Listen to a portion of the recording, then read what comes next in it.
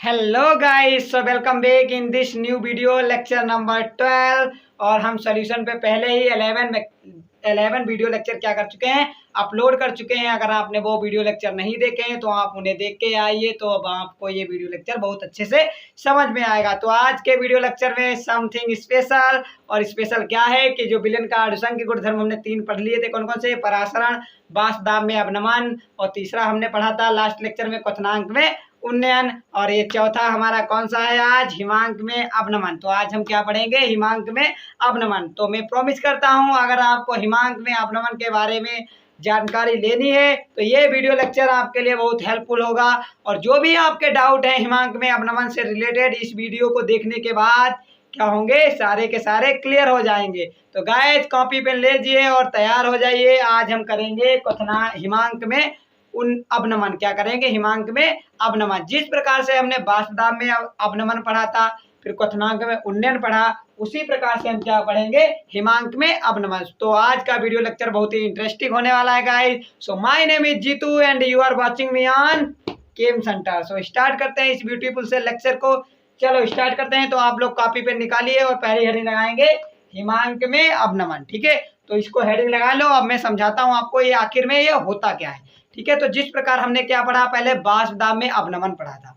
तो वाष्पदाब में अवनमन में हमने क्या पढ़ा था ये बताओ पहले। तो वाष्पदाब में अवनमन में हमने क्या पढ़ा था कि जब हम किसी शुद्ध विलायक में क्या करते हैं, कोई अवाष्पशील पदार्थ मिला देते हैं तो उसका जो विलायक है, जो विलयन बन गया है, उसका वाष्पदाब कम हो जाता है। तो वाष्पदाब में कम होने की इसी घटना को हम क्या कहते हैं? वाष्पदाब में अवनमन। फिर हमने इसी प्रकार पढ़ा था कुछ क्वथनांक में उन्नयन। उसमें क्या होता था, जब हम किसी शुद्ध विलायक में कोई अवाष्पशील पदार्थ मिला देते थे तो साला क्वथनांक क्या हो जा रहा था? बढ़ रहा था। क्वथनांक क्या हो जा रहा था? बढ़ रहा था। तो क्या हो गया था? क्वथनांक में उन्नयन हो रहा था। तो उस घटना को क्या कह रहे थे हम? क्वथनांक में उन्नयन। इसी प्रकार जो हमारा हिमांक में अवनमन, आप आसानी से डिफिनीशन बना पाएंगे।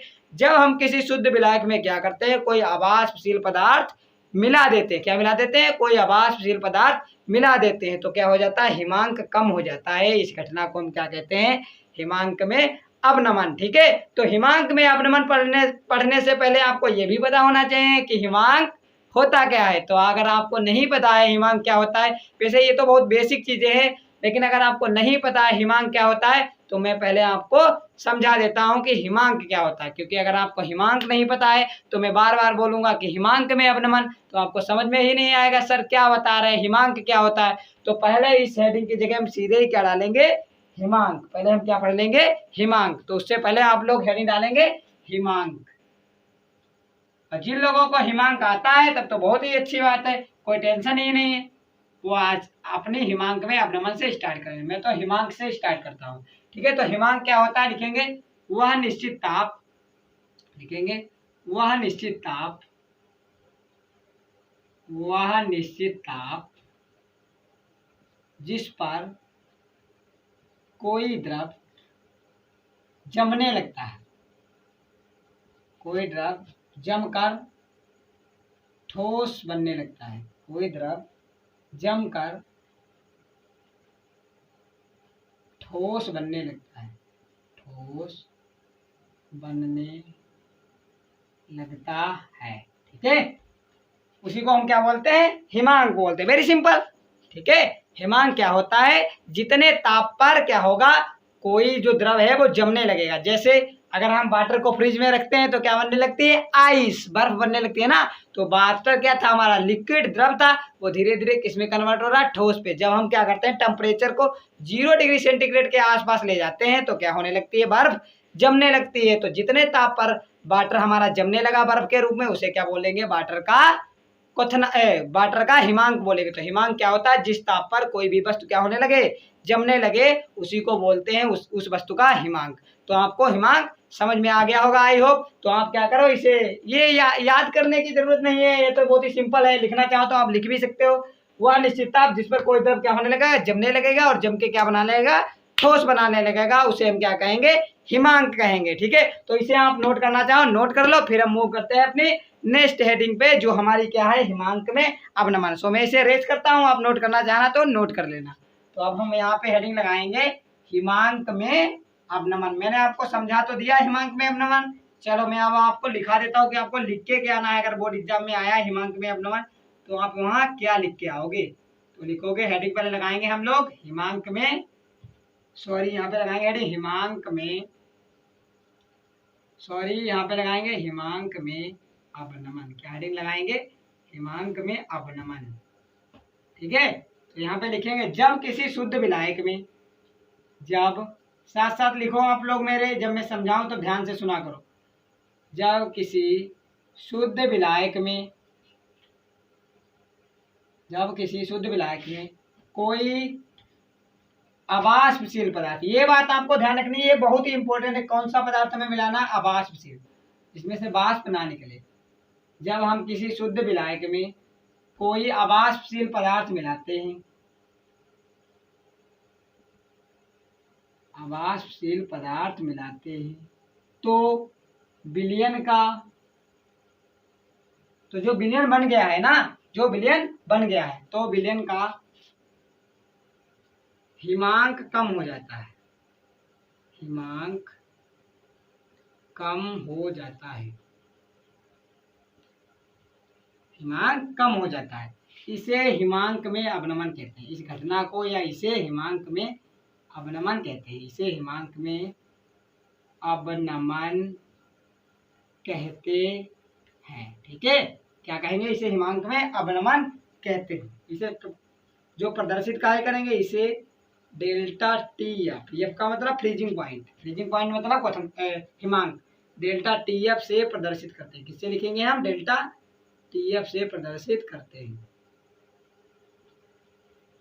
किससे प्रदर्शित करते हैं? Delta T F. तो डेल्टा टी एफ क्या होता है? सिंपली यहाँ पे हम लोग लिखेंगे, जो डेल्टा टी एफ होता है हमारा हिमांक में अवनमन, वो क्या होता है हमारा? T0 minus T S. यहाँ पे T0 क्या है हमारा? T0 बराबर है विलायक का हिमांक। किसका? विलायक का हिमांक। T0 क्या है हमारा? विलायक का हिमांक। और जो हमारा TS है वो किसका है? विलयन का हिमांक, विलयन का हिमांक। ठीक है, तो बहुत ही सिंपल है, कोई प्रॉब्लम नहीं होनी चाहिए। क्या होता है? डेल्टा TF से इसे प्रकट करते हैं और T0 माइनस TS। तो क्या होता है हिमांक में अवनमन? जब हम किसी शुद्ध विलायक में कोई अवाष्पशील पदार्थ मिला देते हैं, तो जो विलयन बन जाता है उसका हिमांक कम हो जाता है। इस घटना को क्या कहते हैं? हिमांक में अवनमन कहते हैं। ठीक है, जो हमारे पास पहले शुद्ध विलायक था, मान लो उसका हिमांक था 5 डिग्री सेंटीग्रेड। कितना था? 5 डिग्री सेंटीग्रेड। ठीक है, कितना हिमांक था? 5 डिग्री सेंटीग्रेड। और जब हमने उसमें शुद्ध पदार्थ मिला दिया, अवाष्पशील पदार्थ, तो उसका हिमांक घट के बच गया 3। कितना बचा? 3। तो जो हमारा हिमांक में अवनमन हुआ है, 5 से 3 में कितना अंतर है? 2 का। तो हिमांक में अवनमन कितना आ जाएगा? 3। तो आप हमेशा याद रखेंगे, जो हिमांक होता है वो हमेशा किसका? विलायक का ज्यादा होता है और विलयन का कम होता है। ठीक है, तो यही लिखा है, जब किसी शुद्ध विलायक में कोई अवाष्पशील पदार्थ मिलाते हैं तो विलयन का हिमांक कम हो जाता है।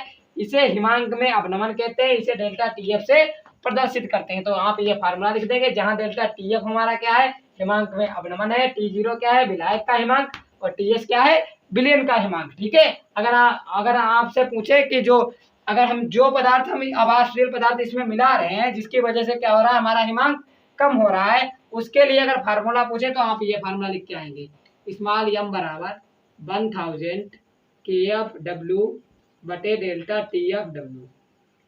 ये फार्मूला अभी आप आगे प्रूव करोगे। यहाँ पर m क्या है? इस फार्मूले m बराबर है पदार्थ का अणुभार। जो हमने पदार्थ मिलाया अवाष्पशील, उसका क्या है? पदार्थ का अणुभार। क्या है? पदार्थ का अणुभार। अभी हम इसे फार्मूले को प्रूव भी करेंगे।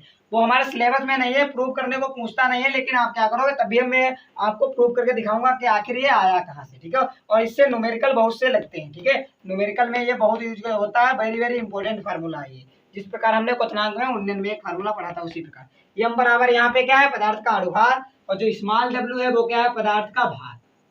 क्या है? पदार्थ का भार। जो हमने पदार्थ मिलाया उसका भार कितना मिलाया? 5 ग्राम मिलाया, 10 ग्राम मिलाया, 15 ग्राम मिलाया, वो है W। और ये डेल्टा TF क्या है? वो तो मैं आपको यहाँ पे लिखा ही चुका हूँ। डेल्टा TF क्या है हमारा?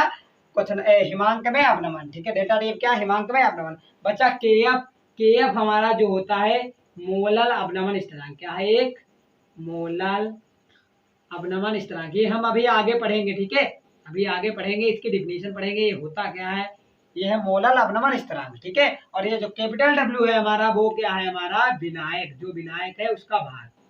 कितना भार है, विनायक का भार 5 ग्राम लिया है तुमने, 10 ग्राम लिया है, 1 किलोग्राम लिखा है, वो क्या है कैपिटल डब्ल्यू। ठीक है, तो ये क्या करेंगे, जब भी आपको हिमांक में अवनमन आए, 2 नंबर में आए कि हिमांक के अवनमन को समझाइए और विलेय के अनुभार को ज्ञात करने का सूत्र लिखिए, तो आप क्या लिखोगे, जब किसी शुद्ध विलायक में कोई आवासशील पदार्थ मिलाते हैं तो विलयन का हिमांक कम हो जाता है, इसे हिमांक में अवनमन कहते हैं। हिमांक के अवनमन को डेल्टा टीएफ से प्रदर्शित करते हैं, डेल्टा टीएफ बराबर टी0 माइनस टीएस, जहां डेल्टा टीएफ क्या है, हिमांक में अवनमन है, टी0 क्या है, विलायक का हिमांक है, और टीएस क्या है, विलयन का हिमांक है। और जो हमने पदार्थ मिलाया है, अगर उसका अनुभार हमें निकालना हो तो एम बराबर 1000 KFW बटे डेल्टा TFW, जहाँ KF क्या है हमारा, KF है मोलल अवनमन स्थिरांक, कैपिटल वाला W क्या है, विलायक का भार, और जो स्मॉल वाला W है वो है विलेय का भार, मतलब जो पदार्थ मिलाया है उसका भार, और ये बाकी तो चीजें आपको पता ही है क्या है। ठीक है, तो आप लोग इसे अच्छे से नोट करो, फिर हम इस फार्मूले के डेरिवेशन पे चलते हैं कि आखिर ये फार्मूला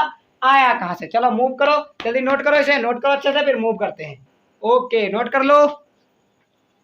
ये अब हम मूव करते हैं अपने अब हम करेंगे इसको, ये जो डेरिवेशन है हमारा हिमांक में अवनमन का, और इसकी सहायता से हम विलेय जो हमने मिलाया है हिमांक में अवनमन के लिए शुद्ध विलायक में, उसके अनुभार की गणना करेंगे। तो वही डेरिवेशन हम करेंगे कि किस प्रकार से वो डेरिवेशन होता है। ठीक है, तो मैंने आपको हिमांक का अवनमन बता दिया है कि क्या होता है, जब किसी शुद्ध विलायक में हम कोई आवासशील पदार्थ डाल देते हैं तो क्या होता है, उसका हिमांक घट जाता है। इसी जो घटना है, यही जो घटना है, इसी को हम क्या कहते हैं, हिमांक में अवनमन।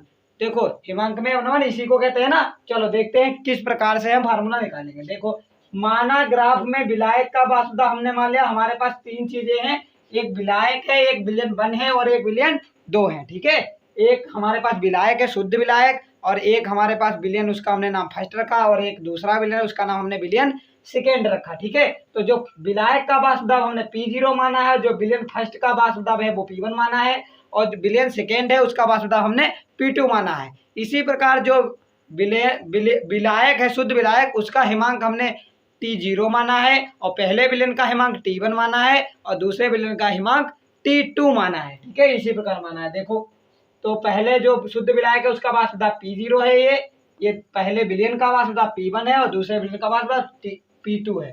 ठीक है, क्योंकि जो होता है शुद्ध विलायक होता है उसका जो वासुदाब वो सबसे ज्यादा होता है, इसलिए P0 ऊपर है, ऊपर की साइड में, क्योंकि ये किसकी अच्छे वासुदाब, इधर वासुदाब बढ़ेगा, इधर टेम्परेचर बढ़ेगा।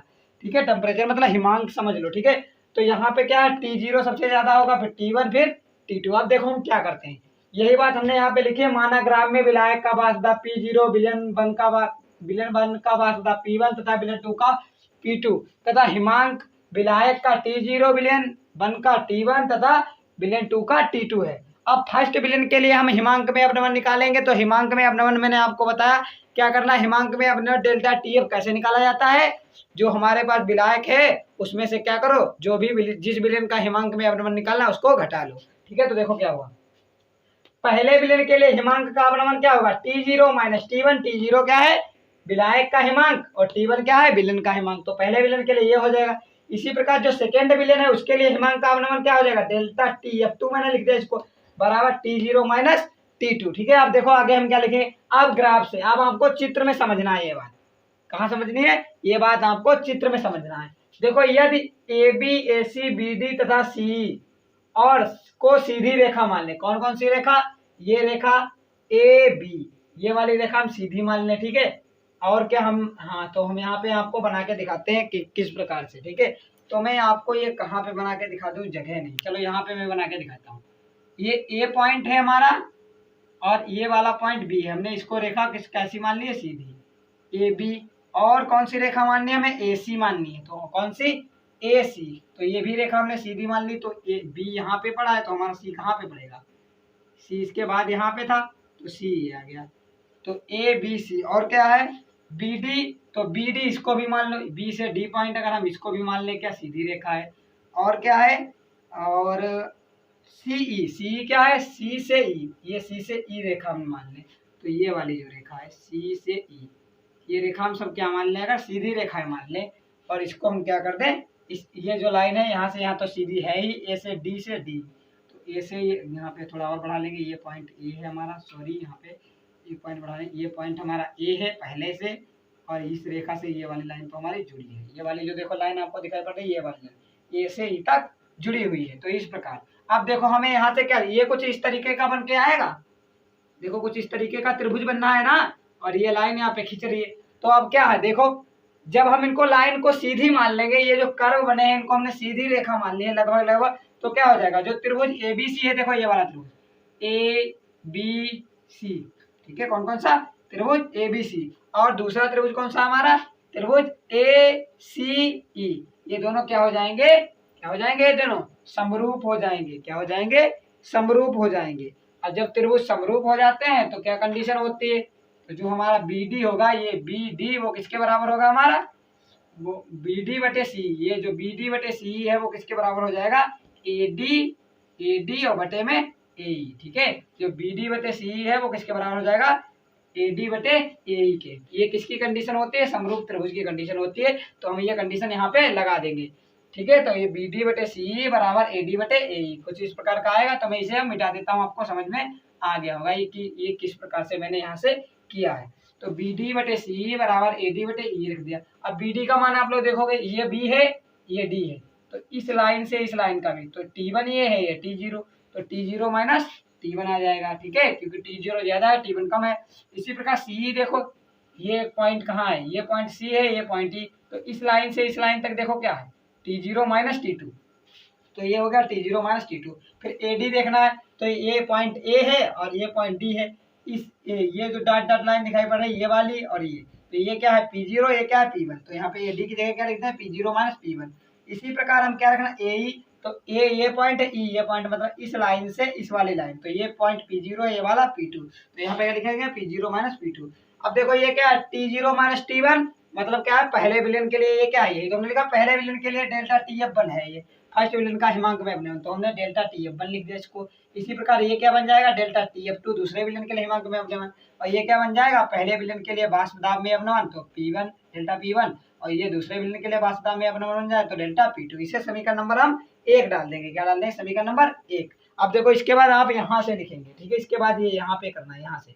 तो समीकरण 1 से एक बात स्पष्ट होती है कि जो डेल्टा TF हो वो डेल्टा P के अनुक्रमानुपाती होता है, क्योंकि देखो ना, डेल्टा T इसको हम लिख सकते हैं डेल्टा TF, ये TF1 है, DF2 है, ऐसे बहुत से विलेन होंगे। अगर मान लो विलेन हमारे पास एक ही है तो हम सिंपल क्या लिख देंगे, डेल्टा TF, वो किसके अनुक्रमानुपाती होगा, डेल्टा P के। इस समीकरण से आपको साफ साफ नजर में आ रहा होगा, क्योंकि डेल्टा P1 बढ़ेगा तो TF1 बढ़ेगा, अगर डेल्टा TF बढ़ेगा तो डेल्टा P भी बढ़ेगा। तो समीकरण 1 से ये स्पष्ट होता है कि जो डेल्टा TF है, डेल्टा TF है क्या, हमारा हिमांक में अवनमन, जो हमारा हिमांक में अवनमन है वो किसके, डेल्टा P, मतलब डेल्टा P क्या है, वाष्प दाब में अवनमन के क्या होता है, डायरेक्टली प्रोपोर्शनल होता है, अनुक्रमानुपाती, ठीक है। तो इसे हम समीकरण नंबर 2 बना देंगे। अब देखो क्या होता है, अब राउल्ट के नियम से, राउल्ट का नियम हम पढ़ चुके हैं पीछे, क्या होता है, P0 माइनस PS बटे P0 small w divided by m multiplied with capital M बटे कैपिटल W, ठीक है। तो हम इसको ऐसे भी P0 माइनस PS क्या होता है, चेंज इन वेपर प्रेशर, मतलब वाष्प दाब में अवनमन क्या होता है, तो इसको हम डेल्टा P लिख देंगे, और बटे में तो P0 है ही, और इधर W बटे M इंटू M बटे W लिख लेंगे।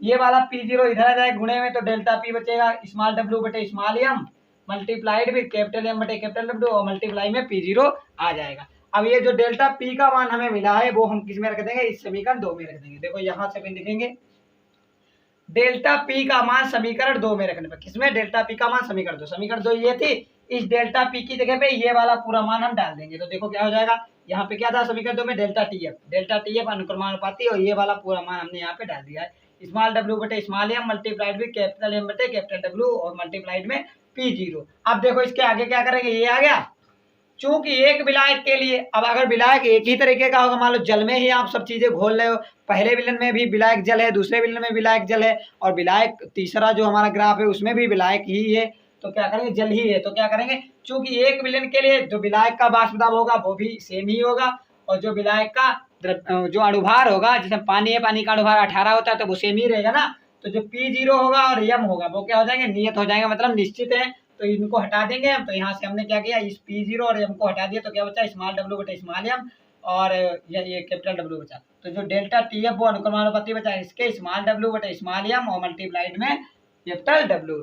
यदि विलायक का भार 1 किलोग्राम हो, मतलब W का मान हम रख दें 1 किलोग्राम, तो अगर हम W का मान 1 किलोग्राम रख देंगे तो W बटे M बचेगा, ये होता क्या है, तो यदि विलायक का भार 1 किलोग्राम तो W बटे m गुणे 1 ये बचेगा, क्योंकि हमने W की जगह ये बड़े वाले W की जगह क्या रख दिया 1। तो ये आ गई हमारी मोललता। इसी को तो हम मोललता बोलते हैं। मोललता किसे बोलते हैं? किसी विलायक के 1 किलोग्राम में किसी विलायक के 1 किलोग्राम में उपस्थित विलेय के मोलों की संख्या को क्या कहते हैं? उसकी मोललता कहते हैं। और W बटे m है क्या? यही तो मोलों की संख्या है। तो अगर 1 किलोग्राम विलायक में जो मोलों की संख्या होगी उसी को मोललता बोलते हैं। तो इसकी जगह पे क्या आ जाएगा? m। ये क्या होगी? हमारे मोललता। तो अब इसको उठा के इसमें डाल देंगे तो लिखेंगे, देखो, अतः डेल्टा TF अनुक्रमानुपाती, इसकी जगह पे हमने क्या लिख सकते हैं? m लिख सकते हैं। तो हमने m लिख दिया। अब जब हम अनुक्रमानुपाती का नियतांक हटाएंगे ये निशान, तो यहाँ पे एक नियतांक आ जाता है जिसे KF से लिखते हैं, KF m, जहाँ m बराबर क्या है? मोललता, और KF क्या है? मोलल अवनमन स्थिरांक। ये KF क्या? अनुक्रमानुपाती नियतांक आया है जिसका नाम क्या है? मोलल अवनमन स्थिरांक। तो अब हम विलेय के अणुभार को कैसे ज्ञात करेंगे? देखो, ये हमारी समीकरण नंबर आप डाल लो, इसे समीकरण नंबर 4। ये कौन सी समीकरण नंबर 4?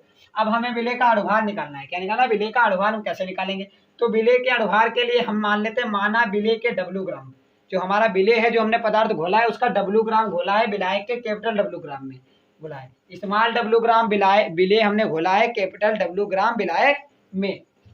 तो अगर हम इसकी मोललता निकालेंगे तो मोललता क्या होती है? विलेय के मोलों की संख्या बटे विलायक का द्रव्यमान किलोग्राम में।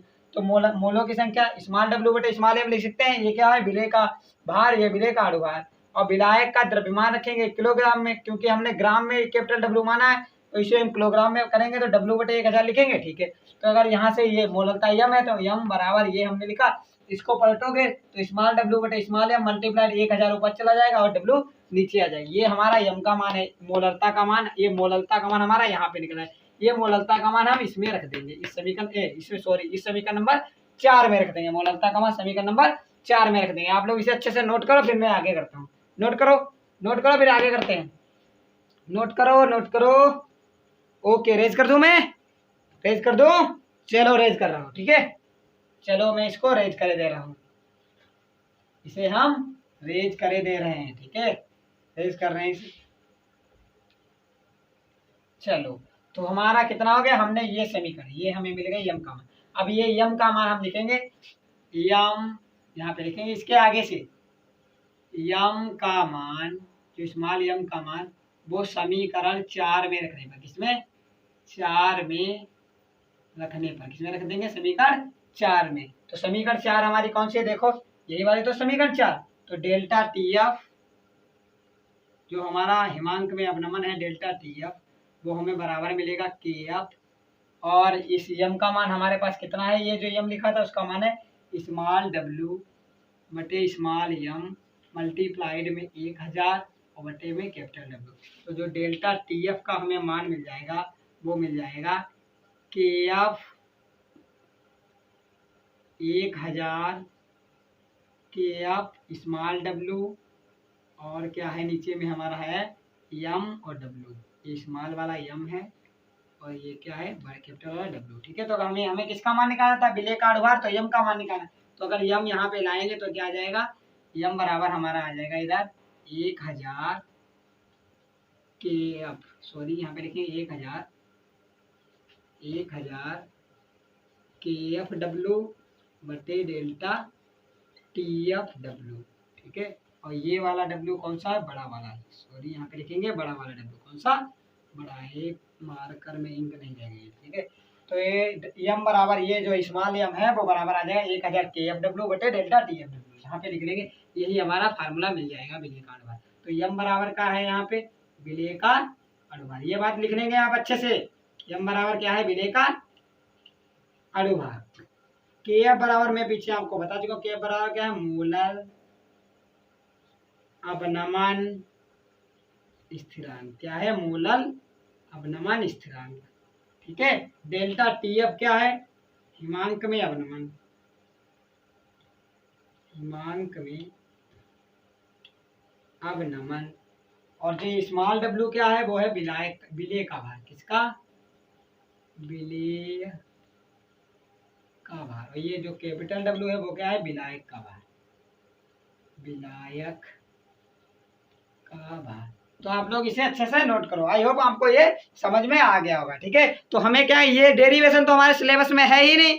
ठीक है, ये डेरिवेशन हमारे सिलेबस में नहीं है। आपको जब भी हिमांक में अपनमन आए तो आपको सिंपली क्या एक डिफिनीशन लिखने के, यानी कौन सी, जब किसी शुद्ध विलायक में कोई अवाष्पशील पदार्थ मिलाते हैं तो उस विलायक का क्या होता है, हिमांक घट जाता है। इस घटना को हिमांक में अपनमन कहते हैं। ये आपको अच्छे से लिख के आना है, ठीक है। और ये सीधे से फार्मूला आपको लिख के आना है। तो इस फार्मूले से हमारे सब न्यूमेरिकल सॉल्व हो जाएंगे। तो फार्मूला क्या है, m बराबर 1000 KFW बटे डेल्टा TFW। तो यही हमारा सिंपल ये फार्मूला आपको यूज करना है, जिसकी सहायता से आप अच्छे से अच्छे न्यूमेरिकल लगा पाएंगे और हम न्यूमेरिकल सॉल्व भी करेंगे। आगे नेक्स्ट लेक्चर आएगा तो हम उसमें इससे रिलेटेड कुछ न्यूमेरिकल सॉल्व करेंगे, क्योंकि हमने जो पहले पढ़ा था, हमने जो क्वथनांक में उन्नयन, उससे रिलेटेड भी कुछ ऐसे फार्मूला आया था, m बराबर 1000 KBW बटे डेल्टा TBW। और यहाँ पे जहाँ पे KB था वहाँ पे KF आया, जहाँ पे TB था वहाँ पे TF आया। सेम फार्मूला है, दोनों फार्मूले आप अच्छे से तैयार कर लो, दोनों से ही न्यूमेरिकल पूछे जाते हैं। तो इसे नोट करो, फिर आगे मूव करते हैं। नोट करो अच्छे से नोट कर लो साहब। पहले ये लिखेंगे फिर वो लिखेंगे, ठीक है। चलो नोट करो इसे, फिर मूव करते हैं आगे। नोट करो, ठीक है। मूव करेंगे इस नेक्स्ट हेडिंग पे, जो बहुत ही इंपॉर्टेंट शॉर्ट नोट है, जो हमने पिछले लेक्चर में भी कुछ ऐसा ही पढ़ा था। वहाँ पे क्या था, क्वथनांक में उन्नयन हो रहा था, इसलिए हमने पढ़ा था मोलल उन्नयन स्थिरांक।